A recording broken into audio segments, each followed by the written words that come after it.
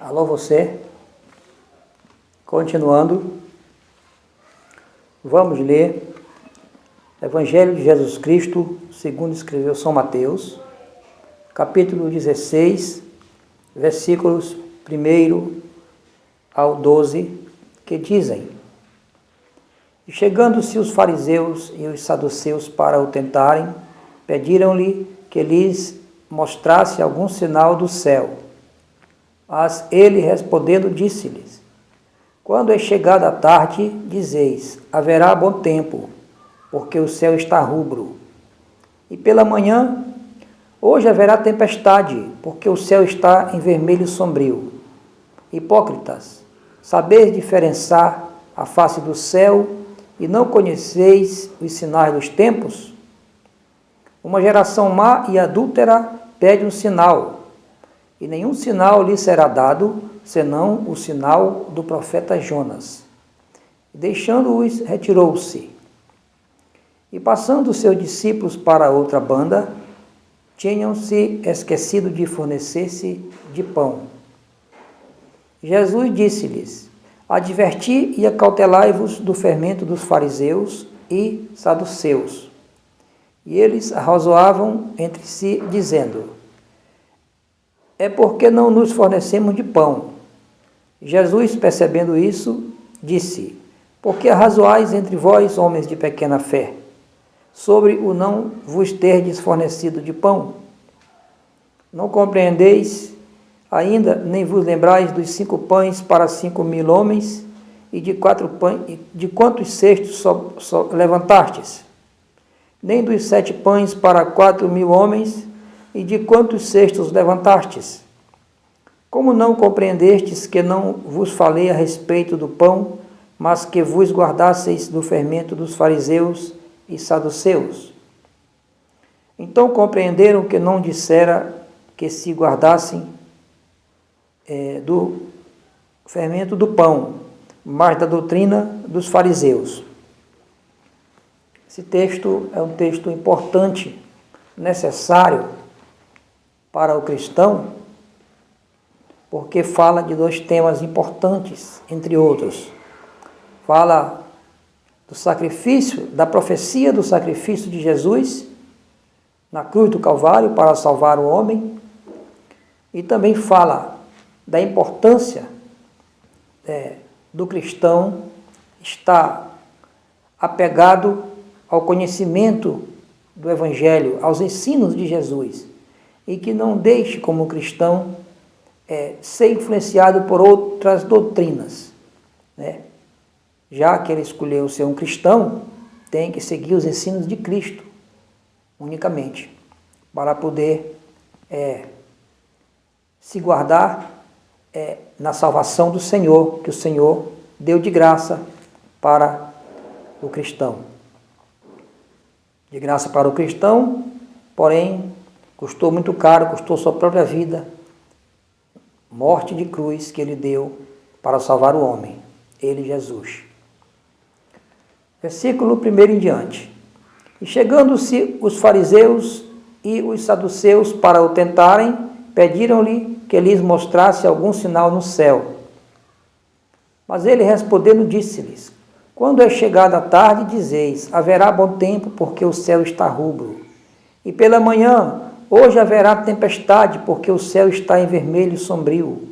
Hipócritas, sabeis diferenciar a face do céu e não conheceis os sinais dos tempos? Uma geração má e adúltera pede um sinal, e nenhum sinal lhe será dado, senão o sinal do profeta Jonas. E deixando-os, retirou-se. Os fariseus e saduceus, o Senhor Jesus, aqui, ele disse que eles eram hipócritas. Porque esses fariseus e saduceus eram religiosos na época de Jesus, né? E aqui, no versículo 1 diz assim: para tentarem Jesus, disseram-lhe, mostra-lhe, pediram-lhe que lhes mostrasse algum sinal do céu, né? Então o Senhor Jesus disse: mas vocês, quando o sol de manhã De tarde você que fala que vai ter bom tempo porque o céu está vermelho, ou então vai chover porque vai ter tempestade porque o céu está vermelho e sombrio. Vocês ficam dizendo isso e não saber diferenciar os sinais dos tempos, porque o Senhor falou isso, e não conheceis os sinais dos tempos, porque eles, como fariseus e saduceus, eles eram conhecidos como doutores da lei. E na vida de Jesus, estava sendo cumprido o que as profecias diziam acerca do Messias, que ele ia nascer em Belém, que ele ia nascer de uma virgem, e principalmente para os olhos externos, para quem não tinha um profundo conhecimento da lei, mas sabia alguma coisa, ele estava ressuscitando mortos, curando enfermos, dando vista aos cegos, pregando o evangelho do arrependimento, pregando o amor. Então para quem conhecia a lei, eram os sinais mais claros de que Jesus, o Messias de Deus, prometido para Israel, estava entre eles. E eles, a despeito de serem conhecidos como doutores da lei, não perceberam isso. Mas por que não perceberam isso? Porque Jesus chama eles de hipócritas, ou seja, eles não estavam prestando atenção o que a lei estava dizendo. Eles não estavam em consagração e santidade diante de Deus. Por isso Deus não podia revelar para eles, porque ele não dava um lugar para Deus revelar. Por quê? Versículo 4. Olha como foi que ele chamou eles. Uma geração má e adúltera pede um sinal. Uma geração má, ou seja, cheia de maldade. Adúltera, ou seja, que vivia em adultério, vivia trocando Deus por outros ídolos, né? Por outros interesses pessoais, interesses econômicos, desejos de ser adorado, prestigiados pelos homens, gostavam de receber palmas e homenagem nas praças. Por isso que ele chamou de uma geração má e adúltera. Ele diz, pede um sinal, e nenhum sinal lhe será dado, senão o sinal do profeta Jonas. Ou seja, o que ele quer dizer? Se eles eram doutores da lei, se eles conheciam a lei, o Pentateuco, se eles conheciam a história, conheciam os profetas, as profecias, eles iam saber que Jonas ficou 3 dias e 3 noites no ventre do grande peixe, e depois, porque Deus tinha mandado Jonas pregar para os ninivitas, os habitantes da cidade de Nínive, e ele não queria ir, e ele foi engolido pelo peixe e foi vomitado na praia de Nínive, e foi pregar o evangelho ali, o arrependimento, pregar o arrependimento para aquelas pessoas, porque Deus tinha mandado ele pregar em Nínive, Deus mandou ele pregar em Nínive, então ele teve que pregar em Nínive, porque ele era profeta de Deus. Então, Jesus disse, olha, o sinal que eu dou para vocês é o sinal do profeta Jonas. Ou seja, vocês conhecem a lei e vocês sabem que ele ficou 3 dias e 3 noites no ventre do grande peixe, e depois o peixe vomitou ele na praia e ele foi pregar. Ou seja, quando Jesus falou isso, profetizando que ele ia ser morto e ao 3º dia ia ressuscitar. Por que ele falou assim sobre o profeta Jonas? Não falou direto. Porque a mensagem de Deus é para aquele que quer ouvir a mensagem de Deus. A mensagem de Deus é para aquele que está preparado para ouvir, que busca ouvir a mensagem de Deus. Deus é santo. Para entender o que Deus diz, tem que estar santo. Também tem que estar em santidade. E passando seus discípulos para outra banda, tinham-se esquecido de fornecer-se de pão. Jesus disse-lhes, adverti e acautelai-vos do fermento dos fariseus e saduceus. Porque os fariseus e saduceus disseram, mostra-nos um sinal do céu, mostra o sinal do céu para nós. Eles não estavam querendo olhar para a lei, queriam novidade. As pessoas querem novidade, novidade, novidade, e sempre vem novidade para elas, ela não fica nunca saciada de tanta novidade. Isso é um sinal. Quando a pessoa está muito inquieto, muito atrás de novidades, é porque ele não parou ainda para meditar na palavra de Deus, no ensino de Deus, né? O ensino de Deus já está escrito, é só a pessoa procurar para ter paz no coração. Para ter paz no coração não é necessário novidade, novidades e mais novidades. Então, por isso que Jesus disse, adverti-vos e acautelai-vos do fermento dos fariseus. E eles arrazoavam entre si, dizendo, é porque não nos fornecemos de pão. Eles estavam na missão de evangelismo, né? E eles iam para outro local. E eles disseram, Jesus está dizendo para a gente nos acautelar, ter cuidado com o fermento dos fariseus, certamente é porque nós não estamos levando pão para a viagem. E Jesus, percebendo isso, disse, por que arrazoais entre vós, homens de pequena fé, sobre o não vos terdes fornecido de pão? Não compreendeis ainda, e nem vos lembrais dos 5 pães para 5.000 homens, e de quantos cestos levantastes? Nem dos 7 pães para 4.000, e de quantos cestos levantastes? Ou seja, vocês estão preocupados com pão material? Eu sou o pão da vida, diria Jesus. Vocês não se lembram que eu multipliquei os pães?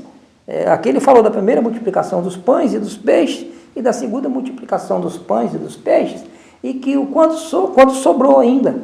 Então vocês não se preocupem, eu estou falando do fermento dos fariseus, é do ensino deles, falso, querendo desviar o povo, é isso que eu estou falando. Aí no versículo 11 explica aqui, como não compreendestes que não vos falei a respeito de pão, mas que vos guardasse do fermento dos fariseus e saduceus. E que fermento é esse? Então compreenderam que não dissera que se guardasse do fermento do pão, mas da doutrina dos fariseus. Jesus chamou o ensino dos fariseus, a doutrina, de fermento.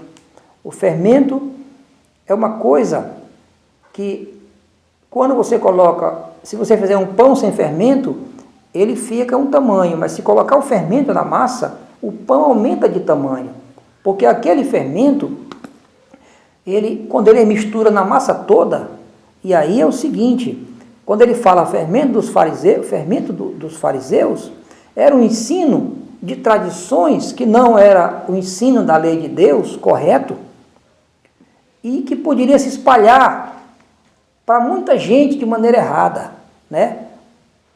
O fermento colocado no pão, ele não aumenta a quantidade de massa, ele só aumenta o tamanho do pão, mas a massa, a quantidade de massa continua a mesma, comparado com a mesma quantidade de massa de um pão sem fermento. Aquele pão sem fermento fica menor. Então o fermento ele se espalha na massa toda e aumenta, mas não altera a quantidade da massa. Então, Jesus comparou a doutrina dos fariseus com o fermento, ou seja, uma coisa que não era o ensino de Deus correto, mas poderia se espalhar para todo mundo de maneira errada.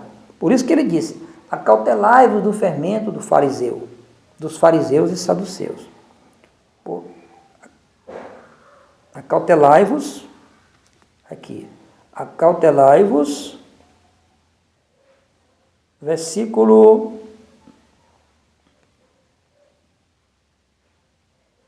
o versículo 6. Jesus disse-lhes, adverti e acautelai-vos do fermento dos fariseus e saduceus. São doutrinas erradas que eles estavam ensinando.